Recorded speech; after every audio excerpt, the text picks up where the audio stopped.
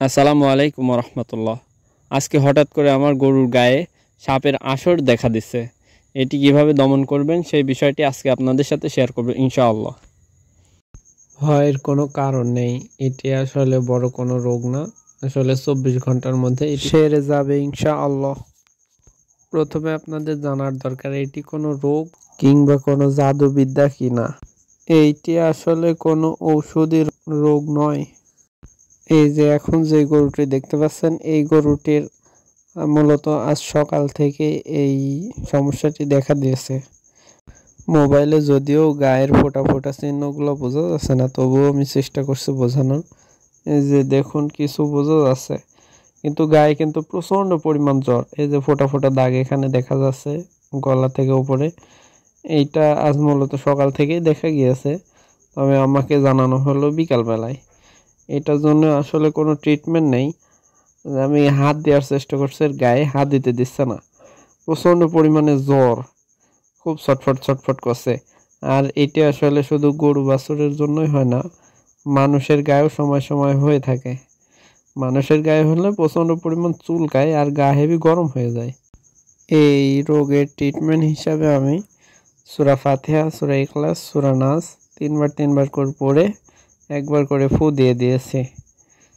আর এটার আসলে কোনো ওষুধ নেই, এটা ওষুধে সারবেও না। আসলে আশেপাশে ঝোড় জঙ্গলের ভিতরে যারা গরু বাছুর পোষেন, মানে ঝাড়ের ভিতরে বাড়ি, আশেপাশে সাপের বিষধর সাপের আনাগোনা আছে, সেই সব জায়গাতেই দেখা যায়। এই যে দেখুন আমার বাইরে ঝোড় দেখা যাচ্ছে, এমন দিয়ে সাপ চলাচল করে, যার কারণে এই রোগটি মাঝে মধ্যে দেখা যায়। তো আপনারা ঘাবড়াবেন না, এটি আসলে কোনো মারাত্মক কোনো ক্ষতি নয়। তবে সাপ যদি কামড়ে দেয় তখন বড় ধরনের সমস্যার মধ্যে আপনাদেরকে পড়তে হবে। সাপের দিক থেকে একটু লক্ষ্য রাখবেন যাতে সাপ আশেপাশে না থাকে। কামড় দিলেই কিন্তু গরুটি মারা যেতে পারে। যদিও মানুষের চাইতে গরুর ক্ষমতা একটু বেশি, বিষের ধারণ ক্ষমতাটা একটু বেশি, তবুও বলা যায় না, মারাও যেতে পারে। এইটি সাধারণত 24 ঘন্টা পর্যন্ত থাকে গায়ে, তারপরে সেরে যায় আস্তে আস্তে।